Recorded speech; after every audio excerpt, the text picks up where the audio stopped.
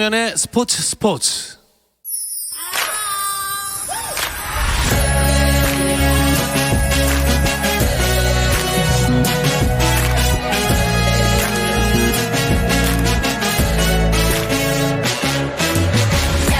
목요일에는 해외 축구 이야기 함께하고 있습니다. 라디오의 발롱도르를 꿈꾸는 이건 김정용의 랄롱도르 시작하겠습니다. 먼저 풋볼리스트 김정용 기자 만나볼게요. 안녕하세요. 네, 안녕하세요. 김정용입니다. 자, 그리고 이건 기자와도 인사 나누겠습니다. 안녕하세요.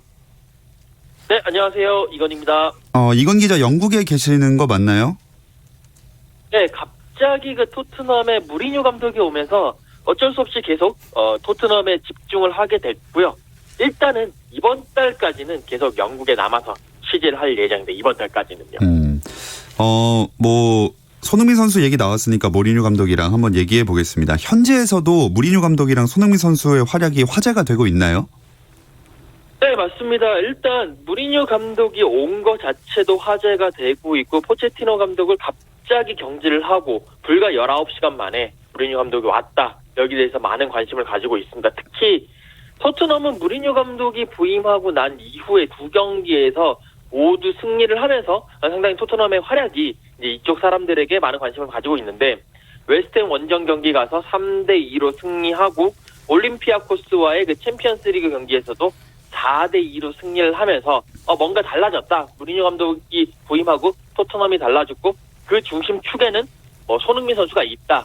라면서 많이 집중을 하고 화제를 이제 많이 불러일으키고 있습니다. 자, 새 감독 체제에서 좋은 모습을 손흥민 선수가 보여주고 있는데, 김정용 기자, 이쯤 되면 손흥민은 1호 골의 사나이다 이렇게 불러도 될 것 같아요. 네, 무리뉴 아래 첫 골 말씀하시는 것 같고요. 지난 23일 지난주 토요일 밤 무리뉴 감독 부임 이후 첫 경기가 웨스트햄 상대로 있었죠. 이때 손흥민 선수가 무리뉴 부임 이후 첫 골을 기록했습니다. 그리고 좀 더 시간을 거슬러 올라가 보면 지난해 4월 개장한 새 홈구장 토트넘 호스퍼 스타디움의 공식 경기 첫 골 주인공도 손흥민이었고, 당시 상대가 크리스탈 팰리스였고요. 그때로부터 6일 뒤에 새 구장 챔피언스리그 첫 골도 맨체스터 시티 상대로 손흥민이 넣었죠. 그리고 바로 전 경기와 연결하자면 포체티노 감독 체제에서 마지막 경기였던 셰필드전의 마지막 골도 손흥민이 넣었거든요. 네. 현지 기사 중에서 토트넘의 한 시대의 끝, 새로운 시대의 시작을 모두 손흥민이 닫고 열었다. 이런 기사도 있었습니다.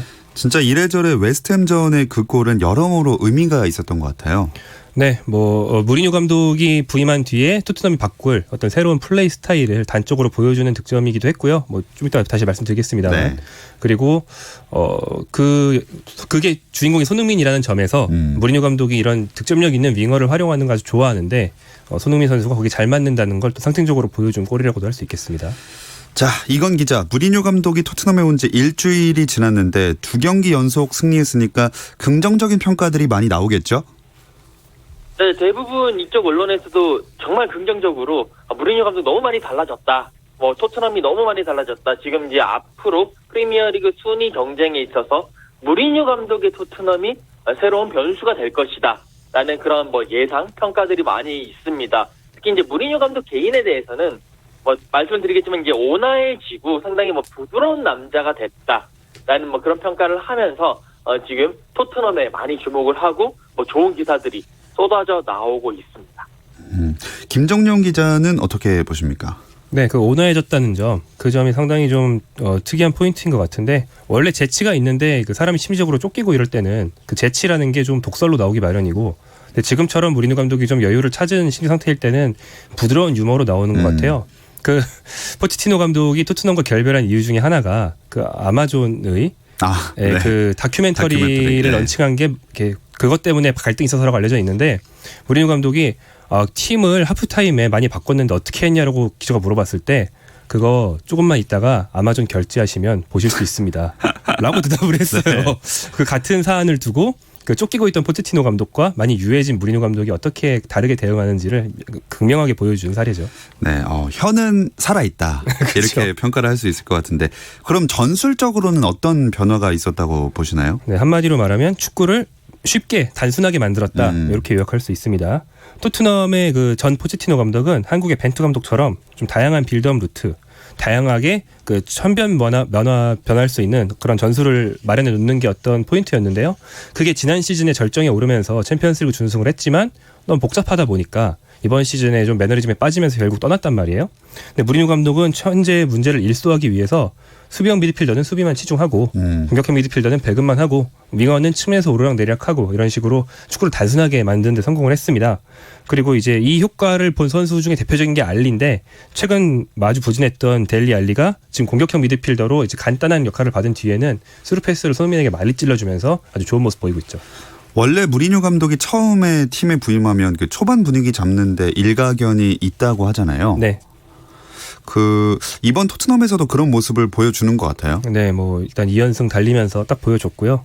제가 되게 축구를 처음 좋아하던 시기의 경기라서 지금 기억나는 게 무리뉴의 첼시 1기 시절인데 그 첼시에 처음 부임했을 때 아직 팀이 다 완성되지 않은 상태여서 그 무리뉴 특유의 축구가 전혀 이렇게 준비가 안 돼 있었는데 그 상태에서 굉장히 좀 수비적이고 파격적인 라인업을 가지고 나와서 메뉴를 1대0으로 잡으면서 잉글랜드 생활을 시작했던 지 지금도 기억이 나거든요. 네. 뭐 그런 식으로 일단 자기 전술이 완성이 안 됐으면 고집을 부리지 않고 일단 승리를 해서 팀의 분위기를 바꾸는 것부터 신경을 씁니다. 지금 토트넘에서도 거기 성공한 것 같고 이대로라면 뭐 무리뉴 감독의 공식인 1년차 때 팀 분위기 일소하고 2년차 때에 뭐 우승이라든가 트로피를 선사하는 그런 패턴으로 갈 수 있지 않을까 하는 희망을 좀 보여주는 거죠. 네, 무리뉴 감독의 2년차 항상 좋은 성적을 거두곤 했는데 사실 그 이후가 늘 문제였거든요. 네, 3년차는 그다지 말하고 싶지 않은 그런 네. 시기죠. 네. 불화설도 많이 터지고 했는데 이건 기자 이번에는 뭔가 좀 다를 것 같다는 예상을 하는 분들이 많아요. 네, 지금은 이제 무리뉴 감독이 토트넘에 부임한 지 일주일 지났는데 두 가지 사건이 있었어요. 그러니까 웨스트햄전이 끝난 이후에 그 당시 이제 토트넘이 3대0으로 이기다가 막판에 두 골을 허용을 하면서 3대2로 이기긴 했는데 기자들이 다들 이거 분명히 무리뉴 감독 한 소리 할 거다. 뭐 수비수 뭐 정신이 나갔다라든지 집중을 안 했다라든지 뭐 그렇게 얘기를 할 거다라고 예상을 했는데 갑자기 들어오면서 환하게 웃으면서 우리 선수들 A매치 갔다 와서 너무 피곤했다. 괜찮다. 뭐 그 정도 이제 이해할 수 있다라고 얘기를 했고 올림피아코스 경기가 끝난 후에도 그때 이제 전반 23분에 무리뉴 감독이 이제 두 골을 먹었으니까 따라가야 됐거든요. 그래서 수비형 미드필더인 다이어 선수를 빼고 공격형 미드필더인 그 에릭센 선수를 넣었습니다. 그러면서 이게 선수에게는 좀 상당히 자존심에 그 상처를 내는 그런 행동이었는데 무리뉴 감독 경기 후에 들어와서는 미안했다. 내가 정말 팀을 위해서 한 것이지 다이어에게 무슨 악감정이 있었던 건 아니다라고 하면서 공식 사과를 하면서 이게 우리가 알고 있던 그 무리뉴 감독이 맞느냐라는 뭐 그런 얘기가 나올 정도로 그렇게 많이 변화했습니다. 자, 이렇게 변화한 무리뉴 감독 손흥민 선수를 어떻게 활용할지도 두 경기를 통해서 드러났죠? 네, 김정명 기자가 얘기했다시피 철저하게 분업화를 시키는 것이 특징인데 손흥민 선수에게는 철저하게 측면 날개 공격수로서의 역할을 확실히 부여를 하고 있고요. 두 경기에서 다 왼쪽 측면으로 나왔는데 그쪽에서 계속 스프린트를 시키더라고요. 이제 뒤에서 볼을 잡으면 뒷공간으로 치고 들어가고 그때 2선에서 3선에서 볼이 날아오는 그런 모습. 그리고 또 이제 1대1도 많이 치게 하면서 왼쪽을 많이 흔들어라. 특히 무리뉴 감독 경우에는 그 두 경기에서 비대칭 그런 포백을 썼습니다. 이제 손흥민 선수가 있는 왼쪽에는 손흥민 선수가 계속 위로 왔다 갔다 벌리게 서고 반대 모우라 선수가 있는 오른쪽은 계속 이제 안쪽으로 모우라 선수를 들어오게 하고 오른쪽 풀백을 위로 올리는 그런 비대칭 전형을 썼는데 일단은 손흥민 선수에게는 계속 측면을 파면서 돌격대장 역할을 해라 라는 그런 모습을 확실하게 보여줬습니다. 자, 두 경기를 치른 것밖에 안 되긴 했지만 이렇게 해서 토트넘은 챔피언스리그 16강 진출을 확정 지었어요. 네, 수요일 새벽, 그러니까 어제 새벽이죠. 올림피아코스와의 홈 경기에서 토트넘이 4대2로 승리했습니다. 이게 5차전이었고 마지막 6차전이 남긴 했습니다만 이미 2조에서 1, 2위 확정이 됐어요. 조 1위 바이에른 뮌헨, 2위 토트넘이 확정되면서 두 팀 모두 16강에 진출을 하게 됐고요. 이 경기가 웨스트햄전 못지않게 좀 의미가 많다고 할 수 있는데 일단 무리뉴 감독 부임 후 홈 첫 승입니다. 웨스트햄전은 원정이었기 때문에. 그리고 두 골 내주고 4골을 몰아쳐 역전해서 첫 역전승을 거뒀던 면도 있겠고요. 또 손흥민은 그 과정에서 1도움을 기록하면서 무리뉴 아래서 계속 공격 포인트를 이어갔고 그리고 두 경기 연속으로 손흥민 선수는 계속 풀타임을 뛰게 했고요. 방금 얘기한 손흥민의 반대쪽에 있는 오른쪽 윙어 모우라는 교체가 됐어요. 그 모우라를 교체한 대상도 시소코로 계속 같았거든요. 네. 그러니까 경기 후반이 되면 수비적으로 팀을 잠그는 게 원래 무리뉴 감독의 특징인데 그럴 때 모우라는 이제 수비력이 약하니까 시소코로 바꾸고 손흥민은 수비도 잘하니까 내버려 두는 거죠. 그래서 손흥민 선수를 아주 좋아한다는 것과 앞으로 손흥민 선수의 어떤 고생길이 훤하다는 걸 저희 볼 수 있었습니다. 이 경기를 이건 기자가 취재하셨다면서요? 네, 현장에 가서 취재를 하고 왔습니다. 그때 이제 어차피 그 경기가 2골 내주고 4골 넣으면서 임팩트가 상당히 큰 역전승을 거뒀고, 이제 재밌었던 부분이 그 두 번째 골, 토트넘의 두 번째 골이 나왔을 때 볼보이가 아주 재치있게 행동을 했는데, 볼이 이제 역습 상황에서 밖으로 나가니까 바로 볼보이가 그 볼을 던져줬거든요. 그래서 토트넘이 빨리 드로인을 하고 골까지 연결을 할 수 있었는데, 이제 그때 그 골이 나오자마자 무리뉴 감독은 막 좋아하면서 볼보이한테 달려가면서 볼보이랑 하이파이브를 했고요. 경기 후에 인터뷰에서도 무리뉴 감독은 그 볼보이 너무 잘했다. 꼭 내가 그 어렸을 때 볼보이 하는 시절처럼 정말 너무 잘했다라고 하면서 칭찬을 했습니다. 그리고 이제 그 경기 이제 기자회견이 끝나고 손흥민 선수와도 이제 인터뷰를 할 기회가 있었는데, 손흥민 선수는 일단 승리에 대해서는 상당히 기뻐했지만 뭐 도움도 했지만 뭐 막판에 골 약간 놓친 것도 있고 여러 가지 조금 아쉬운 부분이 많다. 앞으로 좀 더 잘해가지고 꼭 골을 넣도록 하겠다라고 좀 자기 자신에게 좀 스스로 채찍질을 하는 그런 모습도 좀 보여줬습니다. 또 인터뷰에서 유상철 감독과 관련한 이야기도 나왔다고 들었는데요. 네, 지금 유상철 감독이 이제 췌장암 사기 때문에 조금 투병 생활을 하고 있는데 그에 대한 질문이 들어갔고요. 손흥민 선수도 2002년도에 자기가 어렸을 때 봐왔던 영웅이었고 계속 존경하는 선배 선수 중에 한 명이었는데 투병 소식이 너무 마음이 아프다면서 빨리 털고 일어나셨으면 좋겠다 라면서 쾌유를 기원을 했습니다. 네, 저번에도 한번 이야기가 나왔지만 유상철 감독님 쾌유하시기를 바라겠습니다. 또 손흥민 선수 외에도 황희찬 선수, 이강인 선수가 챔피언스리그 경기를 뛰었는데 이 이야기는 잠시 쉬었다 와서 나눠볼게요.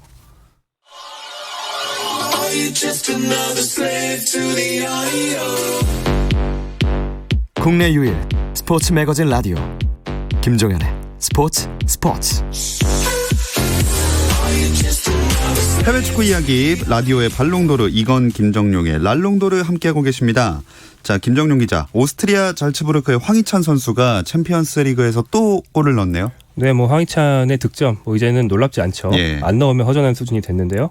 2조에서 잘츠부르크가 행크 원정 4대1 대승을 거뒀습니다. 황희찬 선수는 팀의 세 번째 골을 넣었고요. 개인적으로는 이번 시즌 3호 그리고 뭐 챔피언스리그 본선 처음 나왔으니까 통산도 3호 골이 됩니다. 특히 이 경기에서는 황희찬의 파트너 공격수 홀란드, 또 일본인 동료인 미나미노, 또 한 명의 이제 주장급 공격수 다카까지 이 팀의 판타스틱 4라고 할 수 있는 4명이 사이좋게 한 골씩 나눠 넣었습니다. 홀란드 선수는 지난번에도 잠깐 얘기한 적이 있었잖아요. 네, 그때 뭐 누구랑 누구 엄청난 선수들을 막 섞었다. 뭐 질라탄 이브라이모비치니 레반도프스키니 엄청난 얘기들을 했는데 우리가 그렇게 말한 뒤에 골을 못 넣었으면 좀 민망했을 텐데 다행히 계속 득점 쭉쭉 해주고 있습니다. 10대로서 챔피언스리그 사상 최초 5경기 연속 득점을 기록했는데 기존 이 기록 보유자가 벤제마의 3경기였는데 사실 벤제마는 어느 시즌 한 시즌에 교체로 한 번 들어가서 한 골 넣고 그 다음 시즌에 교체로 들어가서 2골 넣고 뭐 이런 식으로 한 거거든요. 네. 그러니까 이렇게 데뷔하자마자 주전으로 쭉 뛰면서 전 경기 득점을 한 건 이 선수가 처음인 거예요. 그리고 5경기 8골인데 사실 뭐 이제 득점 2위라고는 하지만 레반도프스키가 이번 라운드에서 4골을 몰아쳐서 2위가 된 거지 원래 1위를 달리고 있던 선수입니다. 네. 뭐 여러모로 아주 대단한 선수라고 할 수 있고 뭐 사실 이 선수만 없으면 황희찬 선수가 지금 유럽에서 제일 주목받는 신예일 수도 있는데 예. 뭐 이 선수에 약간 밀려서 2위로 주목받는 선수가 되어 있죠. 네, 홀란드 선수도 굉장히 주목을 받고는 있지만 이건 기자, 오늘 경기를 통해서 황희찬 선수랑 홀란드 다시 한번 주목을 받게 될 것 같아요. 네, 두 선수가 이제 잘츠부르크의 투톱으로 활약을 하고 있습니다. 이제 빅앤 스몰 약간 그런 개념인데 홀란드 선수가 최전방에서 이렇게 볼을 잡아주면서 여러 가지 끌어주면 황희찬 선수가 침투를 한다라든지 아니면 왼쪽 오른쪽으로 이제 벌리면서 여러 가지 콤비 플레이를 하는데 그 덕분에 황희찬 선수도 말씀하신 대로 오늘 골을 넣었었고 챔피언스리그에서 3골 3도움이거든요. 특히 이제 그런 모습 때문에 잘츠부르크가 처음에 조추첨이 됐을 때 리버풀, 나폴리 조금은 힘들다고 생각을 했는데 이 잘츠부르크의 황희찬, 홀란드 투톱 덕분에 지금 16강행을 바라볼 수 있는 위치까지 올라가 있거든요. 그만큼 두 선수의 활약이 대단하고 지금 아마도 정말 많은 구단들이 이 두 선수의 에이전트의 책상에 입단 의향서 이런 거를 많이 지금 보내고 있을 겁니다. 네, 근데 조금 한국 팬들 입장에서는 약간 아쉽게도 홀란드 선수 몸값 올라가는 기사가 위주로 좀 많이 나오는 것 같아요. 네, 맞습니다. 뭐 홀란드 선수에게 많은 스포트라이트가 집중된 건 사실이고요. 일단 뭐 많은 골을 넣었으니까 특히 이제 그럴 수밖에 없는데 지금 이적료가 한 1억 유로 한 1,200억 원 정도까지 될 거다라는 이야기가 계속 나오고 있었어요. 그래서 뭐 바르셀로나가 영입을 하려고 했다가 잠깐 멈칫했다더라 이런 얘기가 나왔는데 갑자기 그 독일에서 홀란드의 바이아웃이라고 하면 이제 영입하려는 구단에서 그 돈 이상을 딱 제시를 하면 원 소속 구단이 이제 거부하지 못하고 내줘야 되는 그런 뭐 일종의 가장 상한가라고 볼 수가 있는데 그 바이아웃이 뭐 1억 유로, 2억 유로가 아니라 3천만 유로밖에 안 된다. 391억 원 정도다라는 보도가 나왔어요. 그 보도를 낸 매체가 상당히 공신력이 있는 매체이기 때문에 거의 뭐 기정사실로 받아들이고 있고 그 때문에 더더욱 많은 지금 이제 그 유럽의 빅클럽들이 홀란드에게 입지를 하고 계속 뭐 이렇게 얘기를 하고 있지 않나 싶습니다. 네, 홀란드의 행선지가 어디가 될지도 참 재미있는 관심거리가 될 것 같습니다. 김정용 기자, 근데 잘츠부르크가 이렇게 활약을 해주는데도 현재 조 3위밖에 안 되네요. 네, 그러니까 2조인데요. 2조가 진짜 죽음의 조입니다. 이제 한 경기밖에 안 남았는데 8개 조 중에서 16강 진출이 최소한 한 팀도 결정 안 된 그런 조가 이제 3개밖에 안 되는데 그중 하나예요. 일단 2조에 디펜딩 챔피언인 유럽 최강 리버풀이 들어왔는데 하필 그 리버풀의 천적인 나폴리가 왔어요. 네. 나폴리가 리버풀 상대로 1승 1무를 거두면서 발목을 잡았는데 나폴리는 약팀을 못 잡거든요. 그래서 이렇게 물고 물리면서 사실 16강 진출이 확정된 팀이 하나도 없습니다. 그래서 지금 조3위 짤츠부르크까지 16강 진출이 가능은 한데요. 뭐 마지막 경기에 대해서 이제 최대한 요약을 해보면 짤츠부르크 최종전은 리버풀과의 홈 경기입니다. 그리고 여기서 이기면 짤츠부르크가 최소한 조 2위를 확보하면서 디펜딩 챔피언 리버풀을 탈락시킬 수가 있습니다. 네. 하지만 참 쉽지 않은 리버풀을 꺾기란 그런 경기가 될 것 같은데 황희찬 선수가 좋은 활약을 해줬으면 좋겠네요. 판다이크 선수가 황희찬 선수 보면 또 깜짝 놀라면서 또 돌파당할 수도 있으니까. 네, 그래 좀 바라봐야겠죠. 예, 이번 시즌 딱 2번 돌파당했나요? 그중에 한 번이 황희찬 선수였습니다. 또 이강인 선수도 챔피언스리그 조별리그 5차전 뛰었죠? 네, 오늘 목요일 새벽에 첼시를 상대로 한 발렌시아 경기에서 뛰었고요. 경기는 2대2 무승부로 끝났습니다. 솔레르와 후반 교체 투입돼서 추가 시간 포함해서 약 20분 정도 뛰었고요. 부상으로 보이는 좀 컨디션이 좀 있었는데 경기를 소화한 뒤에 부축을 받아서 다리를 약간 전 것으로 확인이 됐습니다. 그리고 이제 교체 투입이긴 했지만 이로써 5경기 전 경기 다 투입되면서 뭐 10대 18살 유망주 치고는 확실히 좀 중요한 대우를 받고 있다는 걸 한 번 더 볼 수 있었습니다. 네, 그나저나 이건 기자, 이강인 선수가 골든보이 어워드 후보에 올랐다는 소식을 전해드렸는데 그 결과가 나왔죠? 네, 27일 어제 나왔는데요. 골든보이를 주관하는 그 투토 스포르트라고 이탈리아 매체에서 투표 결과를 발표를 했습니다. 1등은요, 332표를 얻은 조앙 펠릭스가 이제 골든보이의 그런 영예를 가져갔는데 2등이 이제 제이든 산초, 카이 하베르츠, 그다음에 짤츠부르크에 우리가 계속 얘기했던 엘링 홀란드, 이런 선수들이 있었습니다. 다만 이강인 선수는 표를 단 한 표도 못 받으면서 조금 아쉽게 됐는데 그래도 이 상이 20살 이하, 20대 이하 선수들을 대상으로 하는 거거든요. 그런데 이강인 선수는 아직 18살입니다. 2년이나 빨리 이 상의 후보에 오른 것 자체로도 상당히 의미가 있고 아직 도전할 수 있는 시간이 2년이나 더 남았기 때문에 다음 2년 한번 이 상의 주인공으로 한번 기대를 해봐도 될 것 같습니다. 네, 꼭 다음에는 득표하기를 한번 바라보겠습니다. 자, 김정용 기자, 우리나라 선수들 출전 경기 외에 또 눈길을 끌었던 챔스 조별리그 5차전 결과 정리해 주실까요? 경기 결과보다 메시 결과를 먼저 정리해야 될 것 같은데 메시가 도르트문트를 상대로 바르셀로나가 3대1로 승리한 경기에서 메시가 메시를 했습니다. 그래서 메시 없으면 아예 공격이 안 되는 팀이 되었죠. 예. 메시가 1골 2도움을 했고요. 그 도움 2개를 평소에는 좀 흘리기도 하는 수아레스와 그리즈만이 이번에 잘 받아 먹으면서 3대1로 승리했고 메시는 이 대회 사상 현재까지 최다인 34개 팀 상대 득점 기록을 가지고 있습니다. 그리고 이제 레알 마드리드와 파리 생제르맹도 빅매치가 있었는데 2대2 무승부를 거뒀고요. 레알이 챔피언스리그 첫 경기에서 파리 생제르맹 원정이었는데 0대3으로 대패하면서 우리도 많이 얘기했던 지단 감독 경질설에 시초가 됐거든요. 홈에서 서력은 못했지만 최소한 무승부는 했고요. 좀 재밌었던 거라면 네이마르가 파리 생제르맹 네이마르가 네. 부상에서 복귀한 지 얼마 안 돼서 이날은 교체 출전했는데 브라질 대표팀 동료인 레알 마드리드의 마르셀로가 만나서 야, 너 왜 교체야? 네가 음바페보다 잘하잖아. 왜 교체야? 이렇게 말하는 게 예. 이제 카메라에 고스란히 잡혀서 아 역시 사회생활을 마르생고가 잘한다. 뭐 이런 브라질도 사회생활을 해야 되는구나 예. 이런 얘기 나왔죠. 아, 재밌는 또 일이 있었네요. 자, 이번 주말에 리그 경기들도 이어질 텐데 이건 기자, 우리나라 유럽파 선수들 일정 어떻습니까? 네, 시간대별로 정리를 해드리죠. 일단 30일 토요일 오후 9시에는요. 이재성 선수, 서영재 선수가 뛰는 홀슈타인 킬이 드레스덴 원정을 떠납니다. 그리고 이청용 선수가 뛰고 있는 보훔이 아우에아 홈 경기를 가지고요. 그리고 30분 후인 9시 30분에는 나올지는 모르겠는데 기성용 선수가 맨체스터 시티를 상대로 홈 경기를 가집니다. 이제 1일로 넘어가면 1일 0시, 그러니까 12일 밤 12시죠. 1일 0시에 손흥민 선수가 뛰고 있는 토트넘이 본머스를 홈으로 불러들여서 경기를 하고요. 새벽 4시에는 석현준 선수와 황의조 선수가 서로 격돌을 합니다. 그리고 1시간 후인 새벽 5시에는 이강인 선수가 다시 홈에서 비아레알을 상대로 경기를 펼치고요.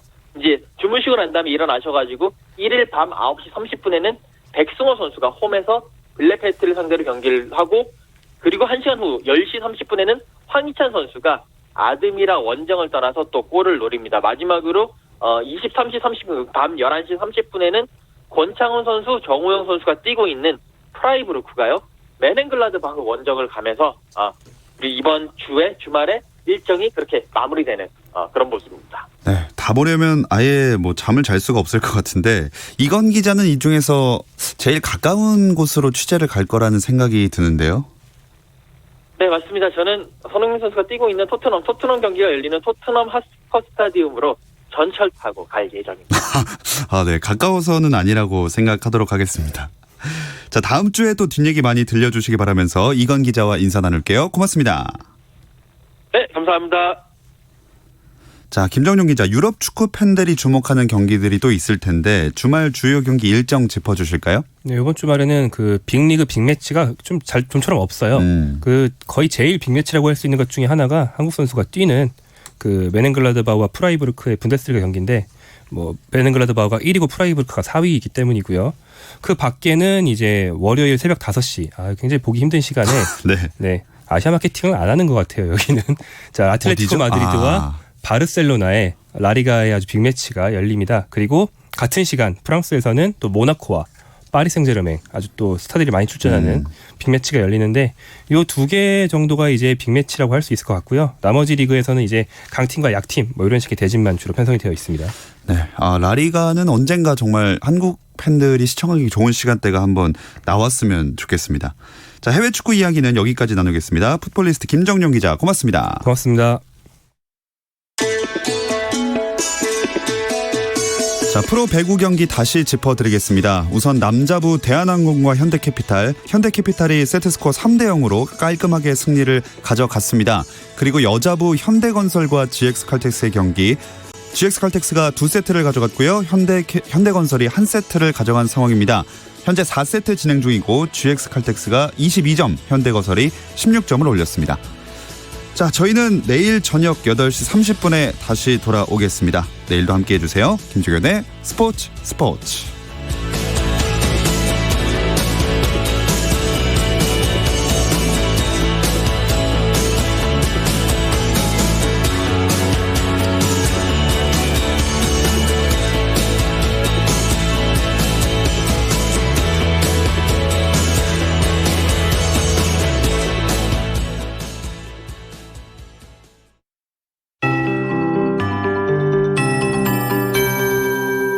KBS 58분